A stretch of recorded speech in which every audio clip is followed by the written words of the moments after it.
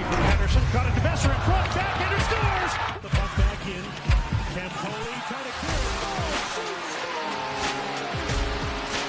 Burrows is fresh.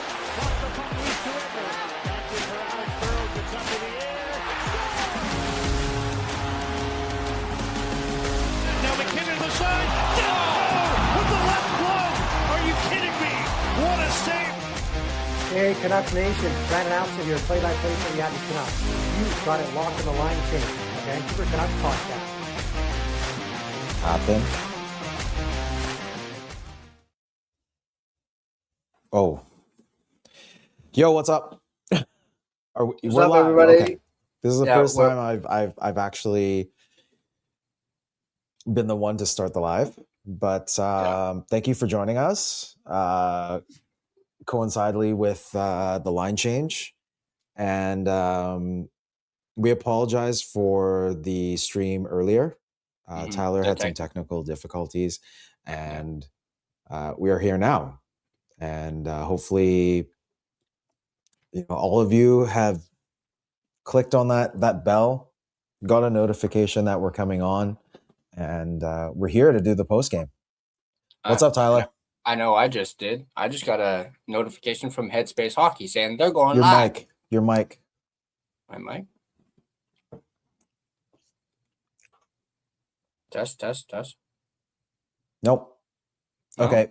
They're still having some technical difficulties. Fangirl, I know Clay's going on in 25 minutes. We understand that. We're going to make it quick and short. To the point. Hopefully Tyler gets his mic going. If not, then I will be running this show tonight for the first time. Test. And he's still having technical difficulties. But yeah, so tonight we had a matchup, all Canadian matchup between the Canucks and the Senators. I was lucky enough to be at the game tonight with Swerve and Irvin, my usual partner on Headspace Hockey. And we were blessed to be sitting next to none other than OG Canuck Clay Daddy of YouTube, Canuck Media. So that was definitely a treat. And without further ado, let's go to some of the stats for today.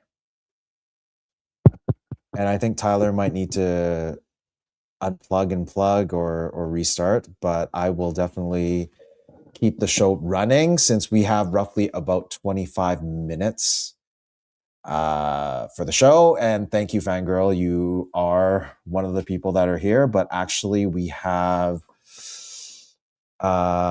we have some through X, through Headspace, through Line Change. So Test? Yes, Fangirl. I definitely appreciate this. Hopefully this gets going. We're, I believe, at 52 right now. Views wise, we're actually doing okay, surprisingly. So we also got someone that reached out, one of, I would say, Canuck legend, but I'm not gonna spoil it. I'll let you guys know later on. We might do a collab soon. I just saw a message on Instagram, a DM from one of these legends, and I will talk to Irvin about it, and hopefully we'll do something with this legend. And if you're gonna be at our usual weekly show, Thursday we're gonna have Big Rain on the show. He's gonna do part 1 of 2 parts on his hot takes. The other part will be on here on the Line Change.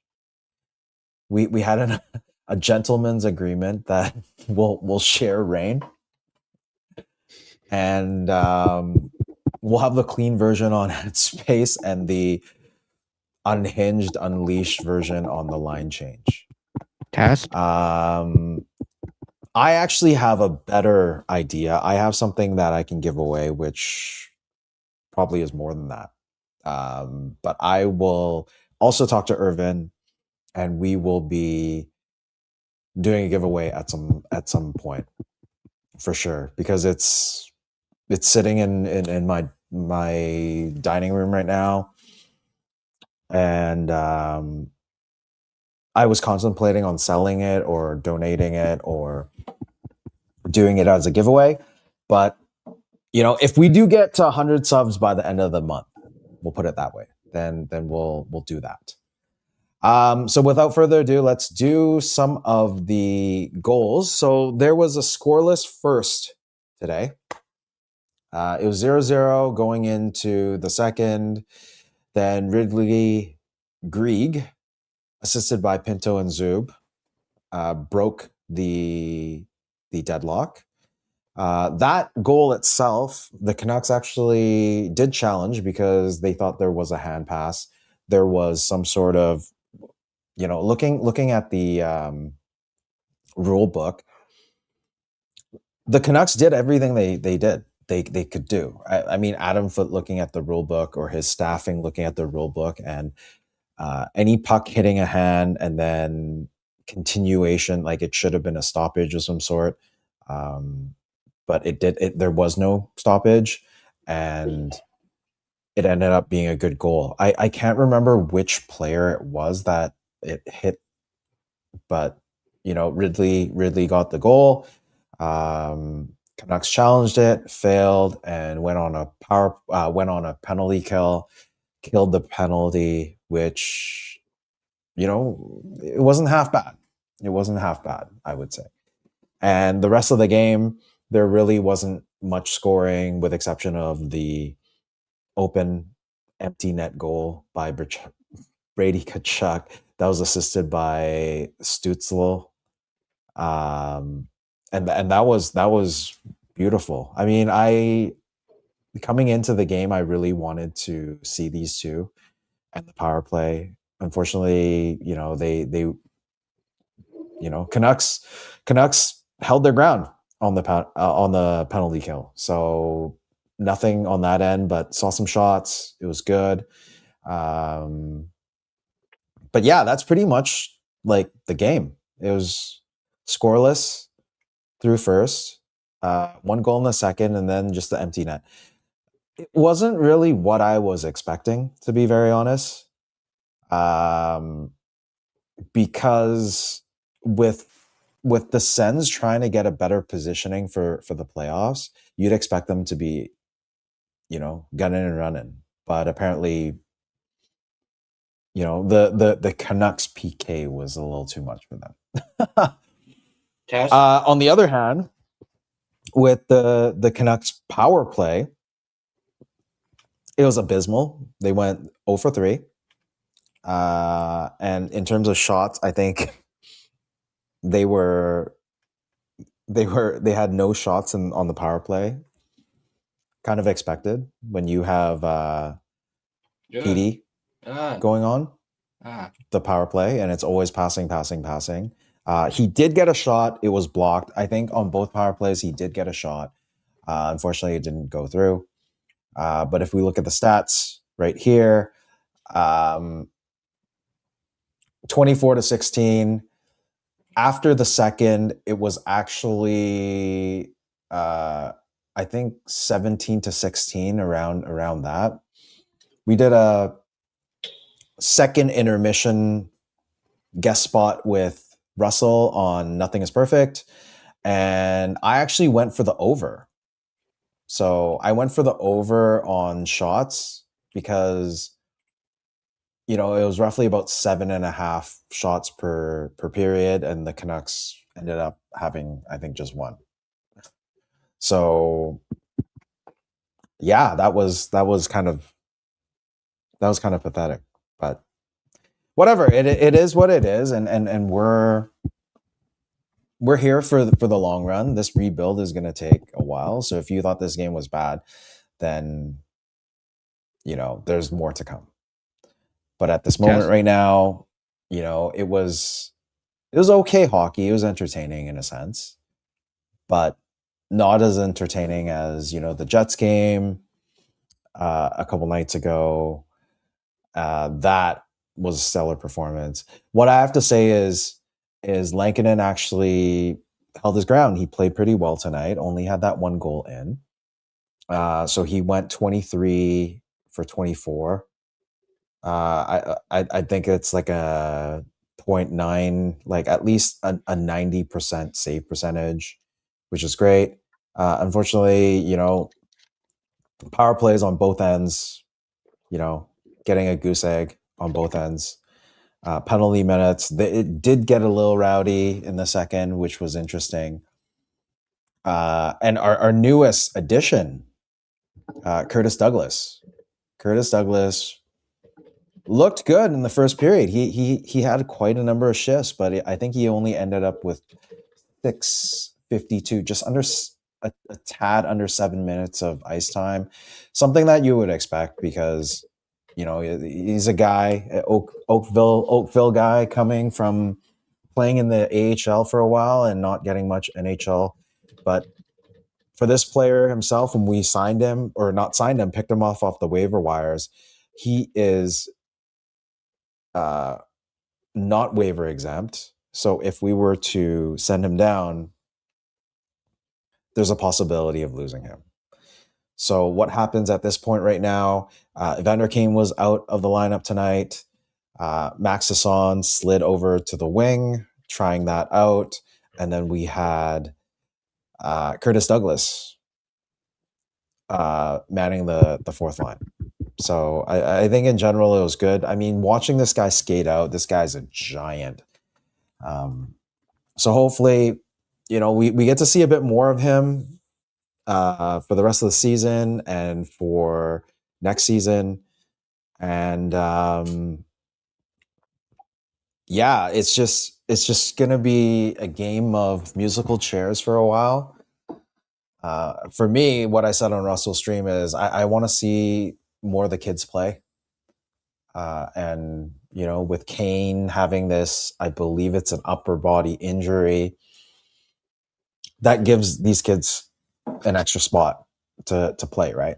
So hopefully that continues, and we'll see more effort and kids getting more reps.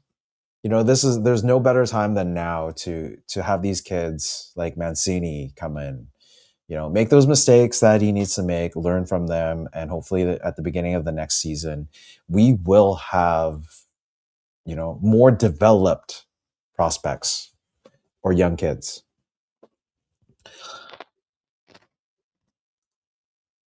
So going with the ice time today, Brock Besser had just under 20 minutes. O'Connor about 17. Hoglander just under 15. Elias Pettersson with 15:26. So, I mean, in general, if you look at it, everything's spread out quite equally for the forwards, with exception of Teddy Bluger taking more of the faceoffs at 18:44, which is odd because you're asking a third line center to pretty much play first line center. And then let's see here. No points across the board because they were scoreless. But who were the ones that were on the ice? It was Besser, O'Connor, Hoglander, Ratu, which is interesting. Ogren, Rossi. Oh, sorry. That also includes the overtime goal. So, and let's look at the defense. We got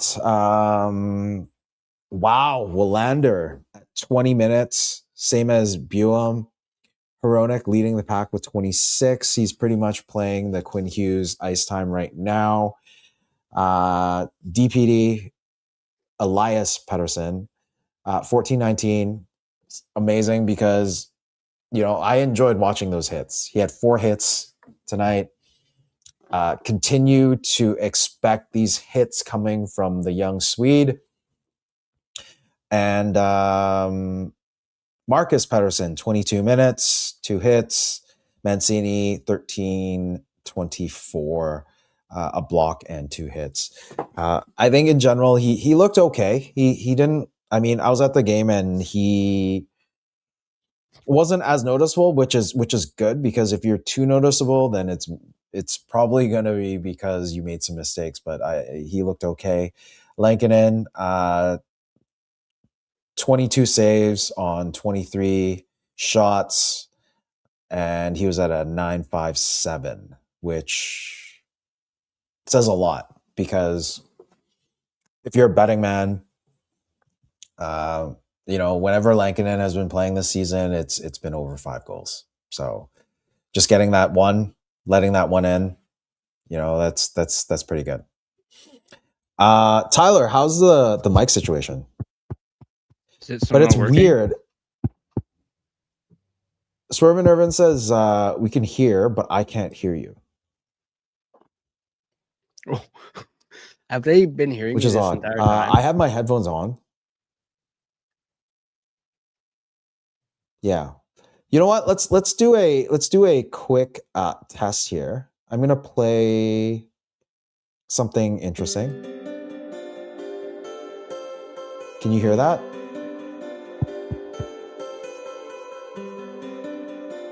Okay, it might be me because I can't hear that.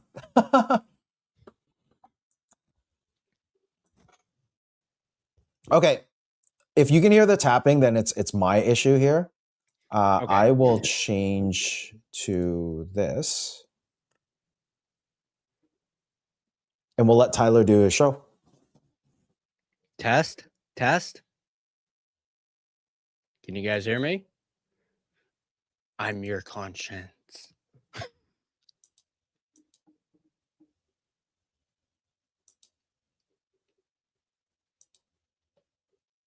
All right, good.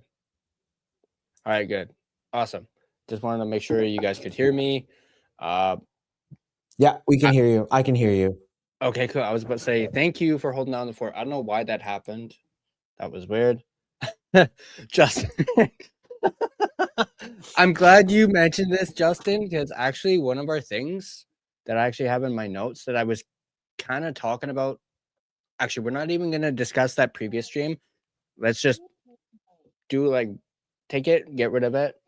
But I'm glad you mentioned that, Justin, because did anyone else catch Linus Karlsson hit a RKO out of nowhere on Artem Zub in this game, or a Stone Cold Stunner? Because I saw it on the broadcast. Gerald may not have seen it because he was at the game, but they showed it on the broadcast. Him literally grabbing Artem Zub and just yanking him down. I thought that was hilarious on the broadcast.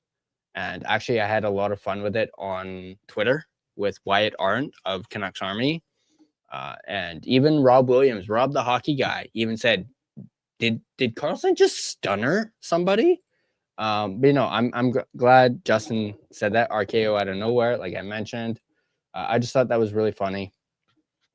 And yeah, so again, glad Justin brought that up so I can get that out of the way. But I guess you already covered all the stats, except for this one. Shots on goal per period, we had 8 to 4 for the Sens in the first period, 9 even in the second period, and then 7 to 3 in favor of Ottawa in the third.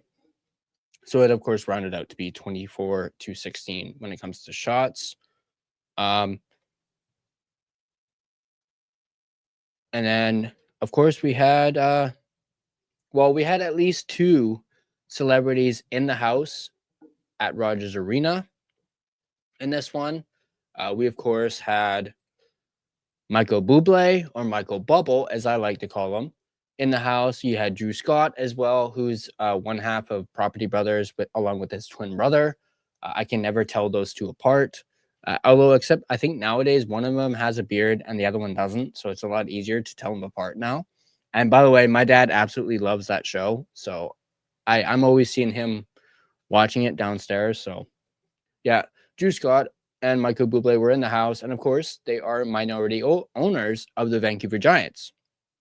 So, and of course, we all know how big of a Canuck fan Michael Bublé is, because he's sparring with fans on Instagram.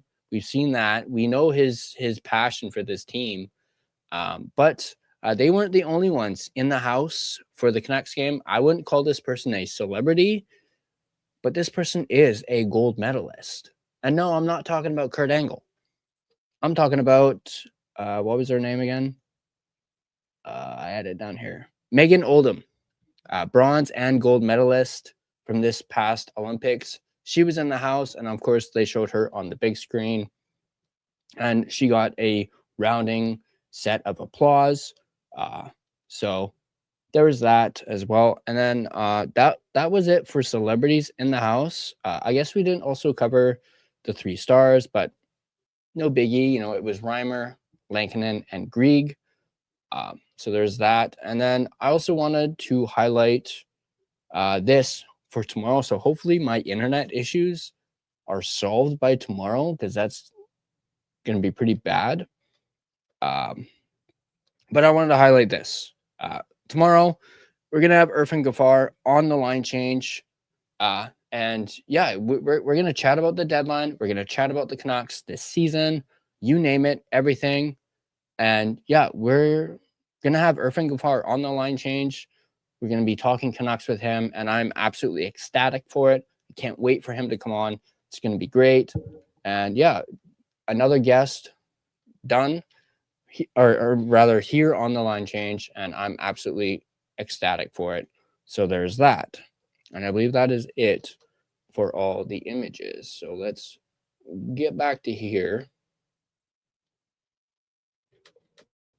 That I can't hear you now, G.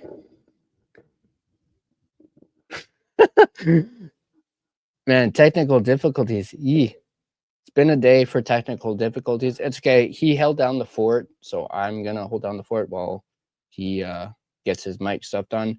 But just to give a little analysis from my point of view on this game, I know I was in and out on it, you know, watching it on Prime. By the way, I just have to mention, if you guys watch the broadcast, okay, now I hear you. You can hear me now, right? I heard that, yeah. You heard the blowing? Oh, yeah. Okay, good. Because I don't see the... Okay, I see the mics now. They're moving. Okay, great. I apologize for that, everyone. No, okay. But no, just wanted to kind of give my analysis on the game. I was in and out for it, even though I was watching the broadcast. You know, I was getting things trying to get things set up.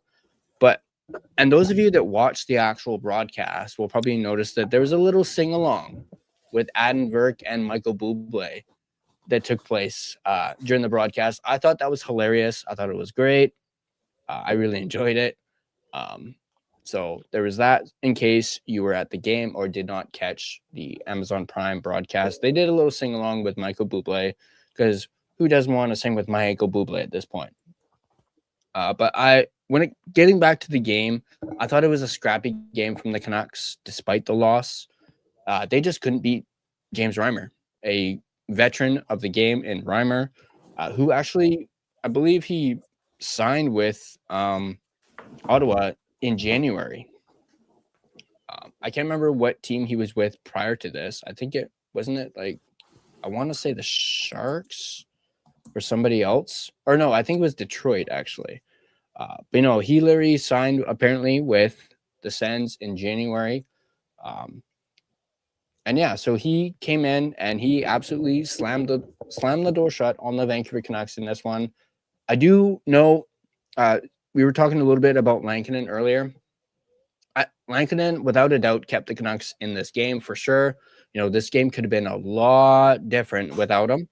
So my hat's off to Kevin Lankinen. I'm not going to shit on him, at least not for this game, but he played very well in this one. And I think they made a few comments on the broadcast about his rebound control. So I kind of laughed at that a little bit. I thought that was a little funny. But Do you think of me? A little bit, yeah. Yeah. I mean, I will admit, on the Canucks side of things, there's a big reason why they couldn't put the puck in the net, because they were missing a lot of their shots or they were getting blocked. That's one thing that I noticed a lot. They were missing their shots. Like PD missed the net on a one-timer. DeBrusk missed the net on a shot as well. They weren't able to get the shots on goal. But one thing that really did stand out for me in this one, and that was Zeev Buium. He absolutely stood out for me. Loved him driving it up the ice, showing off his speed, his hands. He was like swerving, pun intended, swerving in and out of the Ottawa defense, and I absolutely loved it. I'm glad he's shed the bubble. He's got himself a visor now, but he looked absolutely great. I did think Petey had a good game tonight too, despite not getting on the score sheet. Then again, no one else got on the score sheet either. I mean, yeah, I know, Justin, he had one shot, but at least it's one shot. One is better than zero at this point. Okay, wait. I got to say something. So he actually had a couple more shots that was blocked. So I saw it myself. It was there were shot attempts. It just didn't go through. Yeah. But still, one is better than zero, though. So, and like I said, I thought he played a really good game tonight from what I caught. So, let's see what else to it. Like Buium, I think I enjoyed watching his speed. Bringing the puck in. Like you need defensemen that can do that, right? And right now, aside from Hronek, you need someone else too, right? So for Zeev to do that, it was great. Kind of made a mistake. He got all the way to the net. I think this was in the second period.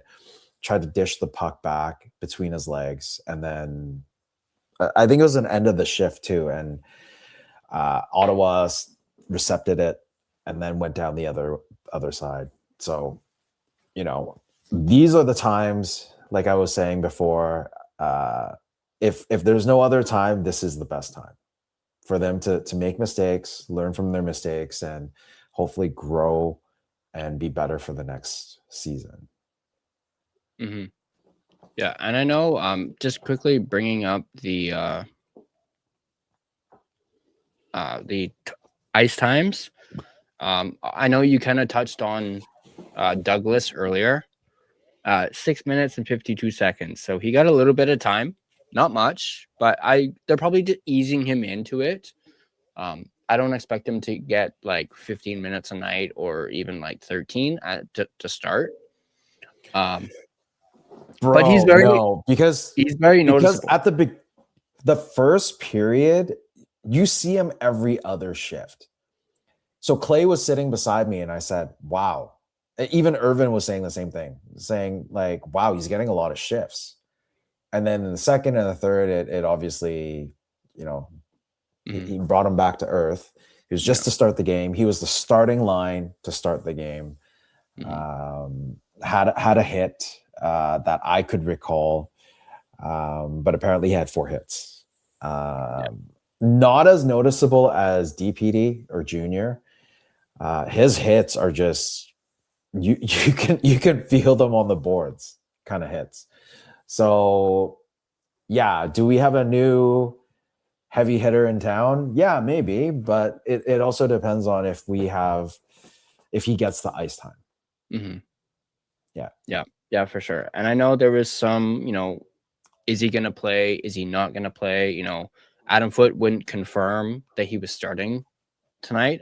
He obviously, Kane ended up being scratched, and then he ended up drawing into the lineup. But if Kane had been playing, Douglas wouldn't have made his debut tonight.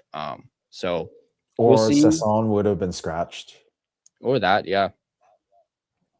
I am curious as to why Kane was scratched. Because he's been kind of in and out. Body. It's an injury. Apparently. Injury. Okay. Yeah. All right. Some sort of tweak, from what I heard. All right.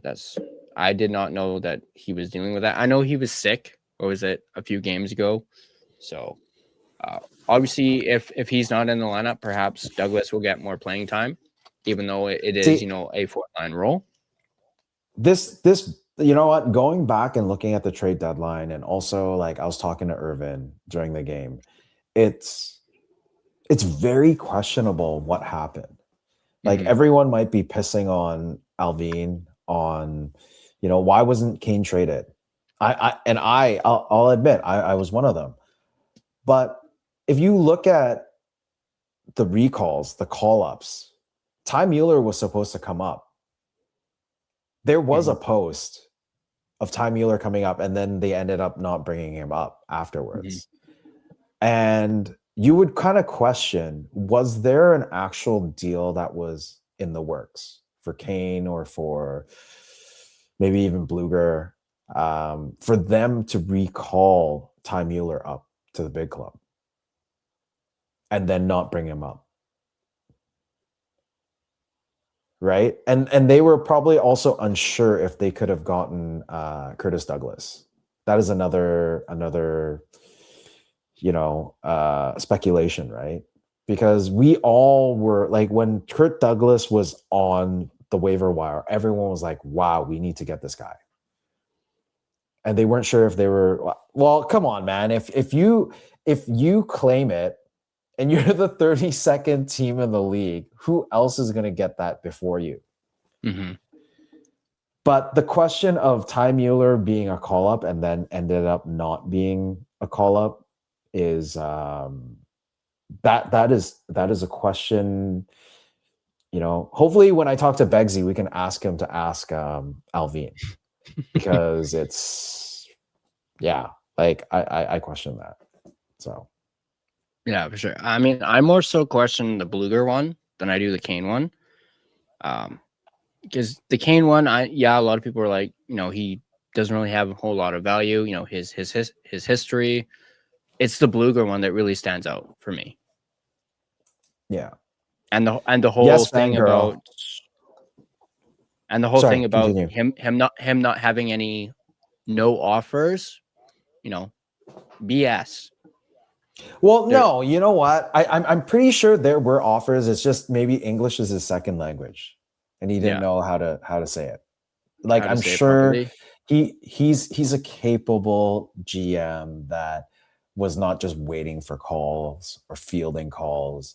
He probably threw out feelers at some point, but he was expecting other teams to call more than him calling out, right? So, just a comment. Yeah, Fangirl, yes, you're double modding, and I'm glad you noticed. I put you as a moderator for our channel, so don't abuse it. But aside from that, we finally have a viewer from X. How about them Sens? Love it. You know what? Love the Sens. I mean, I've been betting on the Sens for the last handful of games. Sens are the real deal right now. Especially you got Brady and Timmy. Like these kids, holy crap. Well, they're not really kids anymore, but like these players, they're on a tear right now with, at least a point for the last 6-7 games, if not more. I think Timmy's at like 10 plus games with a point. So if you're betting, if we're going to do our sponsor read at the end, it's definitely, if the Sens are playing tomorrow, you got to put some money on Timmy or Brady.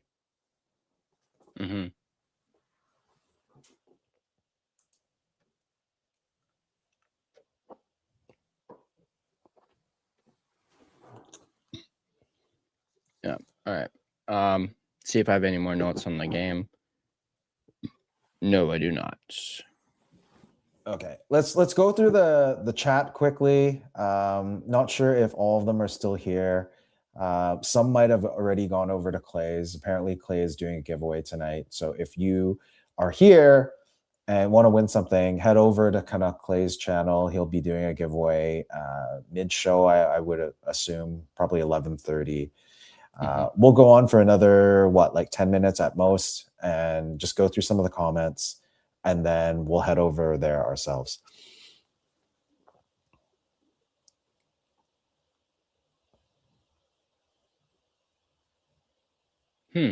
Ottawa still 3 points out with 19 games left to go, so they still have a chance. Yeah, to still make the playoffs. Bro, if Buffalo can be top in Atlantic, anything is possible. Oh, yeah. Seriously, that game last night was incredible. Oh yeah, and them Tampa coming and out Buffalo. 8-7. I never saw two teams hate each other so much until last night. Like the amount of fighting, the amount of just oh man, the hits. It was such a great game, and I'm actually very happy that Buffalo, came out and won 8-7.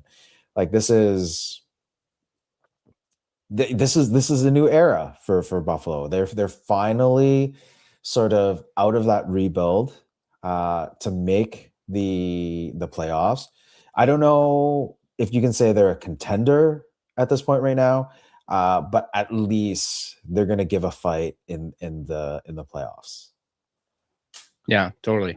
And hey, I bet you anything Curtis Douglas is probably wishing this trade happened maybe a few days later, because he could have been in that game and he very well could have maybe had a fight. I think I saw someone tweet about that, saying like, oh, I bet you Douglas wishes he was still a Tampa Bay Lightning for at least one more game to be in that slugfest that happened between those two.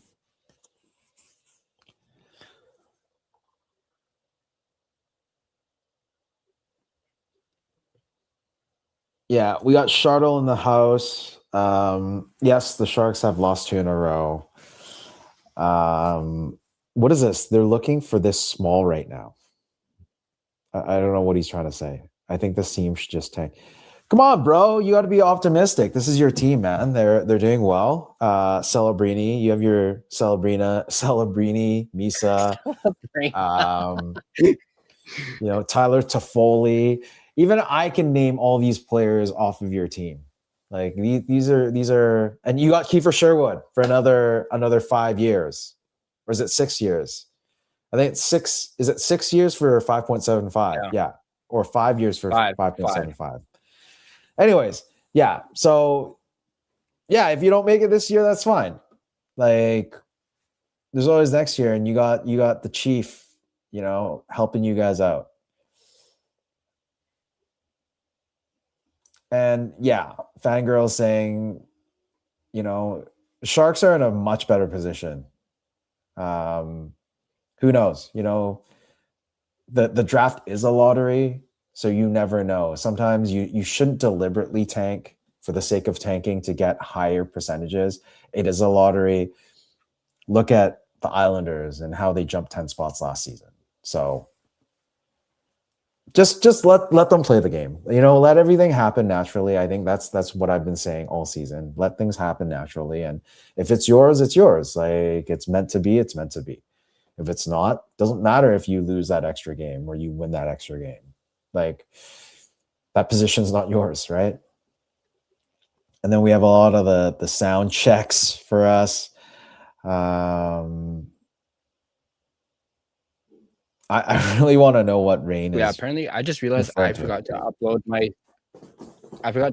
thumbnail. Apparently, I just realized that thumbnail. So there you go. That's what I just quickly did. Yeah, it was just showing us on the thing, so I forgot to. So I just quickly did that. So don't mind me. Thanks for coming in, Taylor. All the technical difficulties. Yeah, of all days. Thank you, Taylor, for coming in. Hope you get well soon. Good to see you, Taylor. No, we're not celebrities of any sort. I mean, the first intermission, we threw the reel out just as a joke to see if anyone will actually show up. We actually did meet a couple people, which is better than none, right? And obviously we had Canuck Clay there, so everyone knows to come first intermission at the game when Canuck Clay is there. So we just borrowed some of his fame. But yeah, don't forget Kayla Emo was there. Kayla Emo was there too. Oh yeah, we talked about the tortilla slap. We talked about the tortilla slap with her, and she was. Yeah, she was worried right after she slapped him, is what she told me. And Irvin was saying, yeah, if she grew up in a different generation, she would have gotten her ass beat. but because Clay is in this generation, and he asked her to do it technically, so can't really blame her, right? Yeah, definitely, Okay. definitely. Justin Credible, tempered expectations for Douglas, big guy, meant to protect the youth and provide some size, but he might not have as much of an offensive side as Dak or Keefe. That is 100% true. But it's a waiver claim, so you can't really expect a waiver claim to be very offensive. So, it is what it is right now.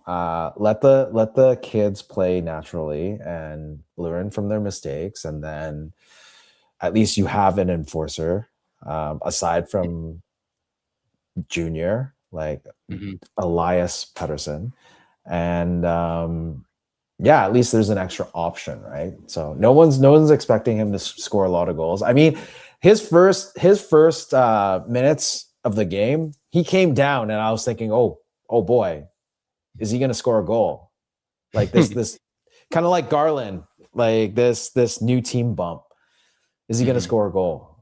He was very close, but he didn't. So, anyways, I think that's pretty much for Yes, he did play. The comments. Yeah.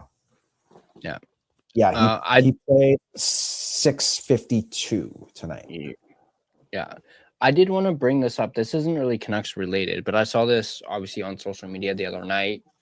I kind of commented on it on social media. I'm not sure if you saw this, but did you see Bo Horvat got fined $2,500 for flipping somebody's freaking helmet? Yeah. That's fine. Love it. Yeah. From Bo, I love it. Oh yeah. I absolutely love that Bo did that. I don't think he should have gotten fined for that. Like, I thought that was a little, pretty, crap, I'm trying to think of the word. I don't want to say shady, but I thought that was pretty soft by the league, especially having looked into it and seen what actually happened in that game. Apparently, I think it was Eklund is the guy who he flipped the helmet. Apparently, he threw Bo's stick down. He threw Bo's stick down the tunnel.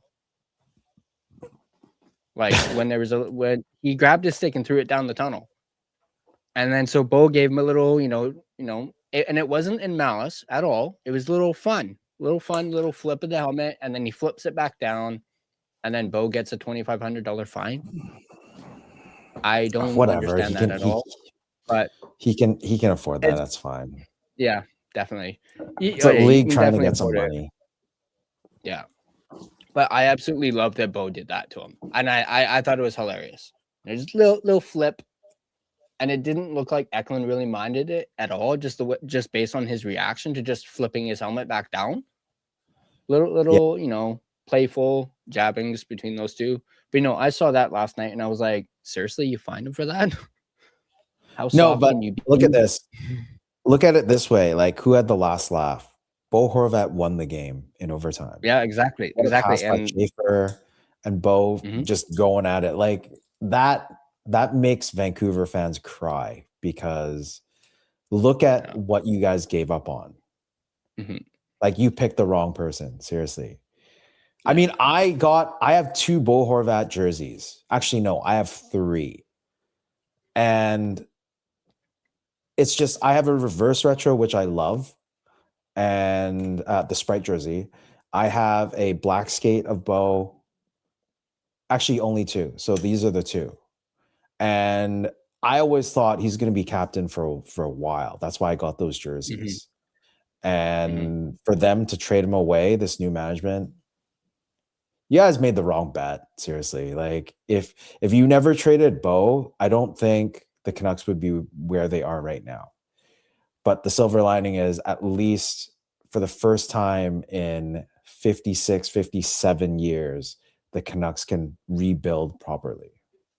And I don't know if you guys can see in the back, but you see that 53? I know it's reversed, but there's a 53 right there on the door. That's my Bo one, which is the stick and rink one that they have. Nice. So yeah, even I have a Bo Horvat jersey. So yeah, I absolutely miss Bo, and then seeing the way he's playing it in New York is great. I think someone did a tweet, just rehashing that initial trade, like Ratu, was it a first? Yeah, I don't have the tweet up here, but it was the Islanders a first. It's a first, Ratu and Beauvillier. Beauvillier, Yeah. Yeah. I think it was an Islanders fan who like tweeted that, and I just looked at it and I was just like, I mean, yeah, sure, we got Hronek out of that deal, but I looked at that tweet and I was just like, man, what could have been? But yeah, I definitely miss Bo, just him as a human being as well. He just. I know he did that little flip thing, which we never really saw him do in Vancouver, but he was, from what I've heard about him, he was a, great human being. And, he helped with the community. He was heavily involved with the community. And, up until we traded him, he loved it here. So. Yeah. I mean, Bo, like just seeing him make the Olympics and being on that fourth line, scoring a couple of goals in the Olympics, I'm so happy for him, but at the same time, it just sucks that he's not for the Canucks. He doesn't play for the Canucks anymore. And he's happier in New York, less scrutiny, because there's the Rangers, there's, other teams like the Yankees, the Mets, there's so many sports teams out in New York. So the focus really isn't on him. And he can focus on just playing hockey, right? As opposed to if he was in Vancouver, yeah. Oh yeah, you got New Jersey and the surrounding area too. The New Jersey, New York area. So many teams. Yeah.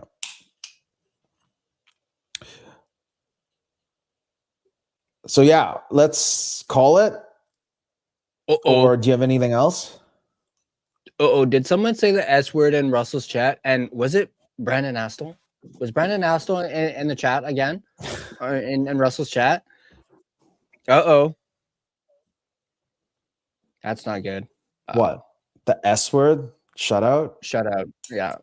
I don't know. A fangirl's saying that someone said it in Russell's live stream. Said the word shut out. So. Well, they're right. It happened. Yeah. True. The Canucks had 2 power plays. 2 after they scored the first goal, and they couldn't capitalize and had 0 shots.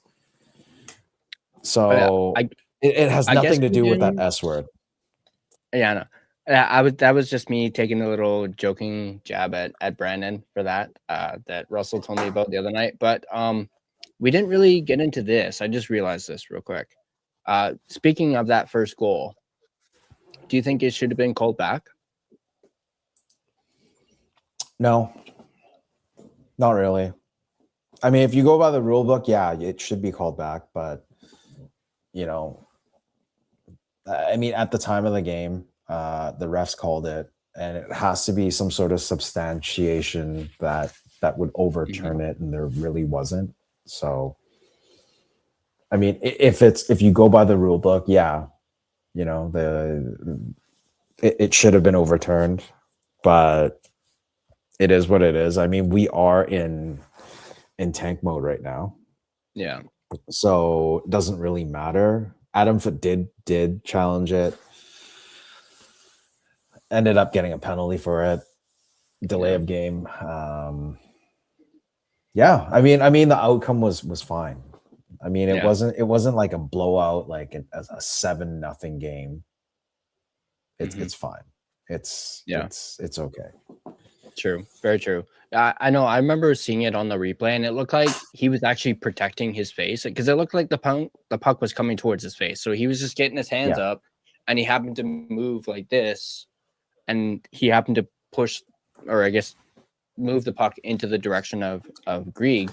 So I'm not gonna get up in arms about it just because of the game and the fact that we're in 32nd place. We're not in a playoff spot. These games, winning the game, we're not okay. I don't want to say we're not trying not trying to win the game, because that's wrong. But it's not that big of an issue. I'm not gonna, have my pitchfork or anything like that, because the refs messed up on that. But it is what it is, and the refs made their call. Sure, if you go by the rule book, it should be taken back. But at the end of the day, it was still a close game, regardless of this. And hey, if we had gone into overtime, we probably would have wound up losing still, because we're terrible in OT lately. Lost our last six games that went to overtime. But hey, maybe if we went to a shootout, we would have had a chance to win, because Lankinen's still 4-0 in the shootout. So yeah, but Canucks don't need any more points. Even exactly. these one extra points, like, will kill them. So yeah, especially, I mean, I believe it's because I believe the Rangers won earlier. They actually shellacked the Flyers earlier. I think it was 6-1 or something like that. So the Rangers won, which is good for us. That the Rangers won. yeah, I didn't really do much scoreboard watching because I was at the game. And so we're about 10 or 11 points back. The closest right now are the Rangers, and the Flames are slowly crawling back. So, yeah, because I know the Flames lost earlier. They actually managed to tie the game up, I believe, at one point, and then I think they lost 7-3 in the end, I believe. So yeah, the Canucks are basically 11 points back of the Rangers. I'm not sure exactly what they are with the Flames, because the Flames lost, but I believe they're 10 results or 10 or 11 results away from being mathematically eliminated at this point, I think. Correct me if I am wrong in the chat, or Gerald can probably pull it up. But I believe it's 10 more losses away. 9. 9? Okay, that's close enough. Yeah. They can't get more than 11 points. Mm-hmm. So that definitely works out for the tank. I know I was watching the Flames cast, which is a part of the Hockey Podcast Network. They actually had their final episode today. So I actually ended up watching that, and they were talking a lot about the draft and the potential for Calgary getting a top 5 pick. So that was very interesting. If you guys are into the Flames or happen to be into the Flames, definitely I recommend checking it out. It was actually a pretty good episode from Kyle and Neil.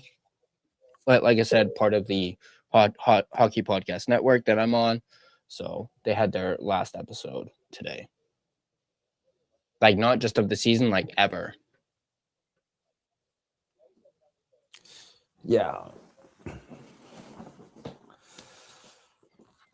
Yeah, I think that's about it. That's about it? Yeah, I think that's about it. Just looking at my notes again. Yeah, that's pretty much it. So why don't I do my sponsor before I forget? Yeah, please do. I guess you can ignore that private chat I sent to you. Just in case you had to do it. So I can definitely do it. Let me just get rid of some of these real quick. And then I'll quickly do my sponsor read, and then we'll do our closeout for that. And then we'll jump over and see what Clay's giving away. Yeah, I'm actually watching while we're doing this stream, so that's why I'm kind of all good. Spaced that's all out. good. Okay. So yeah, here, let me look at the betting odds for tomorrow. Or just the games. I'll look at the games. So we got the Leafs and the Canadiens, Sharks against Buffalo, Blue Jackets against Tampa, Detroit against Panthers, Pens and Hurricane, LA against Bruins, Flames against Rangers. Wow, this is a lot. Islanders and Blues, Golden Knights versus the Stars, Mammoth against the Wild, Ducks against Jets, Oilers against Avalanche, and Preds against Kraken.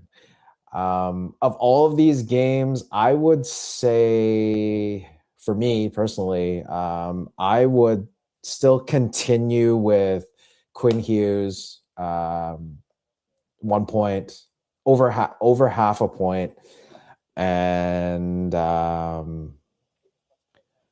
let's see, Avalanche and Oilers maybe over 5.5 goals. Those are my picks. All right. And of course, a reminder that odds are subject to change, and of course, play responsibly. And then on that note, give a big shout out and thank you to my sponsor, at least on the line change, none other than DraftKings Sportsbook, which is an official sports betting partner of the NHL. DraftKings Sportsbook, an official sports betting partner of the NHL, is built for the fastest game on ice. With player props and live betting, every shift, every shot, every save gives you options to get in on the game with DraftKings Sportsbook. New customers bet just $5, and if your bet wins, you get $300 in bonus bets instantly. Download the DraftKings Sportsbook app and use code THPN, that's code THPN, to turn $5 into $300 in bonus bets if your bet wins. In partnership with DraftKings, the crown is yours. Gambling problem? Call 1-800-GAMBLER. In New York, call 877-8-HOPE-NY or text HOPE-NY. In Connecticut, call 888-789-7777 or visit ccpg.org. On behalf of Boot Hill Casino in Kansas, wager tax pass-through may apply in Illinois, 21 plus in most states. Void in Ontario, restrictions apply. Bet must win to receive bonus bets, which will expire in 7 days. Minimum odds required. For additional terms and responsible gaming resources, see dkng.co/audio. This is a limited time offer. Copyright 2026 NHL, all rights reserved. This video has been a presentation of both DraftKings Sportsbook as well as the Hockey Podcast Network. Be sure to check out the network for your favorite podcast covering your favorite team at thehockeypodcastnetwork.com, the home of hockey podcasts, where it's every team, everywhere. Boom. All right. So that's going to do it for this wonky post-game show with a plethora of technical difficulties on both ends. Man, I am really hoping, I got my fingers crossed, I got my toes crossed that this does not happen tomorrow when I have my special guest on. Of course, I'll highlight it here. Mr. Irfan Ghaffar is going to be joining me on the line changed. We're going to talk, as I mentioned earlier, the deadline, the Canucks, the season. We'll talk about, the draft maybe a little bit too. But, I'm really excited to have Irfan. He's, of course, well known for Rink-Wide Vancouver that you guys catch after every single Canucks game, right after the buzzer with Jeff Patterson. He also does the DFO rundown, Insider Edition with David Pagnotta. So very excited to have him on at 11 a.m. tomorrow. So set your alarms, 11 a.m. And then, we'll be going live. So, and even if you can't catch it live, it will be on the YouTube channel. You can always watch it whenever you can. But, definitely looking forward to Irfan Ghaffar being on the podcast tomorrow. And again, knock on wood, fingers crossed, toes crossed, everything goes well in that, and I don't get cut out midstream. Because that has happened once with Brandon Astle. But that was a while back. So, looking forward to that. That's going to do it for this post-game show. We just made it to an hour, which is fantastic. We're going to jump over to Canuck Clay. So definitely check out Canuck Clay. Also, while you're at it, and since you're already here, check out Headspace Hockey. We're also streaming live on Headspace Hockey as well. So go ahead, check those guys out. Let's get them up to 500 subscribers, at least 100 by the end of the season. By the end of the month. By the end of the month, for sure. Yeah, we'll try to do a giveaway. Yeah. Okay? Something cool. Yeah. Once again, thanks to everybody for joining. I'm Tyler. He's Gerald. And this has been both the Line Change podcast and Headspace Hockey. Yet another collaboration on a post game. Thank you, everyone who was here. Thank you to those like Fangirl. Always great to Thank have you you for around. moderating, I know Justin. Fangirl. Appreciate it. Yep. Obviously, Big Brain Rain was here. Just incredible. I know Duo was here way earlier. I don't know if he ended up coming back, but always appreciate Duolingo. His support has been absolutely great. And Can't forget Chartle. Yeah, can't forget SGA Chartle, the biggest, or at least one of the biggest San Jose Sharks fans we have in here. So yeah, thank you, Chartle, for being here as well. Really appreciate it. And anyone else watching, no matter where you're watching from, I might be stealing a little bit of Clay's stuff here. No matter where you're watching from, you guys chose to watch, and Gerald and I obviously greatly appreciate it. And that's going to do it for this post game. Hope you guys enjoyed. And I guess we'll see you guys in the next post game, which is Thursday, right? Yeah, it's Thursday. Thursday. I don't know if we'll do a post game because we're going to be live on Thursday. So, oh yeah, that's right. At 10 p.m. Headspace Hockey will be live with Swerve and Irvin and myself. So if you have time, head over there. If Tyler is going to do a post game, it'll have to be early, but the game I believe is at 7, so it'll be 9:30. So yeah, unless he does a post game after our show, I won't be there. But yeah, I'll probably do one after. Probably do one after. Come on over to Headspace Hockey on Thursday at 10 p.m. I think Tyler has shown the link, or just search Headspace Hockey on YouTube and you'll find us. Really excited. We have Big Brain Rain, who is going to be doing a segment with us on Hot Takes. And come check us out. We'll see you then. Yep. And then I'll do one after you guys. So if you guys want to do a double header, you can do Headspace Hockey and then come to the Line Change for the post game afterwards. Yeah. So, we'll do that. Thanks for watching again, guys. Really appreciate you, and we'll catch you guys in the next post game.